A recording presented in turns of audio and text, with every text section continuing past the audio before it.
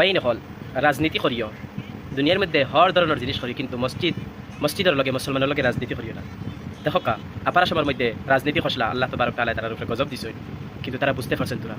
নেপালের মধ্যে ওলা মসজিদের মধ্যে আগুন লাগাইছিলা, মসজিদ ভাঙ্গিছই, কিন্তু আল্লাহ তবারক তাআলা ওলা একটা গজব দিছই। না আসমানও কোনো মেঘ আছে, না কোনো আসমান থেকে মেঘ পড়ছে, কিন্তু আস্তা নেপাল সাফা হয়ে গেছে। বাইন হল কিছু অন্ধ বক্ত হলে খালি মুসলমান লইয়া রাজনীতি করেন, মসজিদ লইয়া রাজনীতি করেন। বাইন হল দেখো কা আজ নেপালের অবস্থা কিতা, আপার আসামের অবস্থা হইয়া গেছে কিতা। কিছু কিছু অন্ধ বক্ত আবু বুঝতরা না হইতরা দেন মুসলমান আর হিন্দুর মধ্যে পার্থক্য কিতা।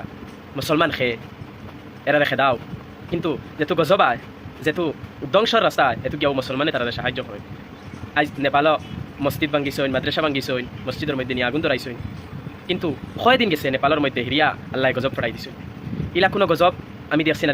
আগে আগে দেখতাম ফিল্ম ওলা গজব হইতো, ওলা ফিল্ম রাখো, কিন্তু ইউ ফিল্ম না, ইগু বাস্তবতা। ওলা একটা পার ভাঙ্গি আইছে, ওলা এক জায়গা থেকে আইছে যেন 1-2 মিনিটের ভিতরে আস্তা নেপাল ধ্বংস করে দিছে। বাই নকল খান পালাবাতে মনে রাখবা মুসলমানের লগে পাঙ্গা লইও না, মসজিদ মাদ্রাসার লগে কোনোদিন পাঙ্গা লইও না। বাই নকল ভিডিওটা শেয়ার মারিয়া হর অন্ধ বক্ত অখলরে দেখাই দেখবা মুসলমানের লগে লাগলে কিজাত খাতরা হয়, মুসলমানের লগে কোনোদিন